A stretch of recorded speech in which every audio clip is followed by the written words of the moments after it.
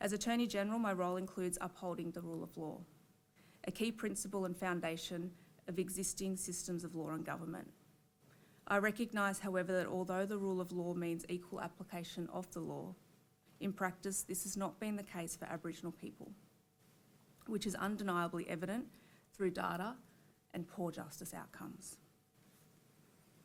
The Uluru Statement from the Heart is profound and beautiful in its language, but the one sentence or two sentences that are entirely gut-wrenching to me is, proportionately, we are the most incarcerated people on the planet.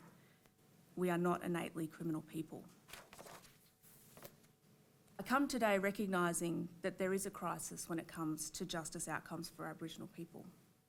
Clearly, there have been too many instances where the law-making processes or the application of those laws have failed Aboriginal people. I acknowledge that many in the community, including the Commission, rightly consider that the pace and scale of the just and necessary change has been too slow. But I do appear before the Commission today with a sense of urgency in this critical moment in history, which I hope will be a breakthrough, a turning point for us all. I cannot change the past, but I can certainly acknowledge past wrongs. I can vow to do better, to listen, to learn, and to engage and enact meaningful change. To this is acknowledging structural racism.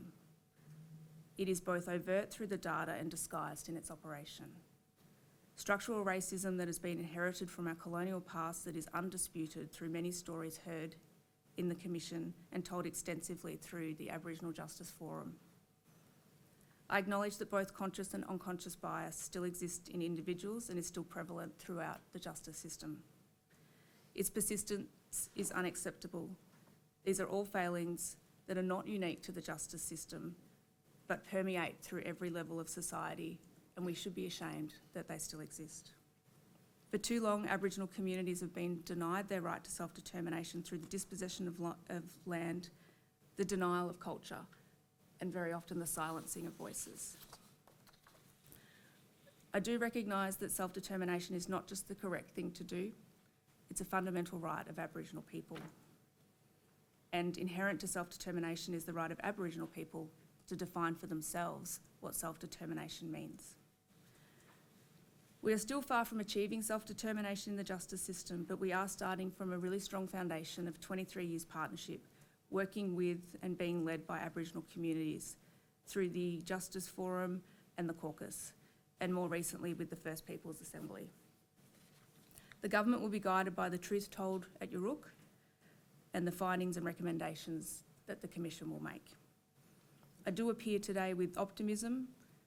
I hope that truth-telling can lead to healing. Most of all, I hope that non-Aboriginal people and Aboriginal people can continue to walk together as we build a new relationship through treaty.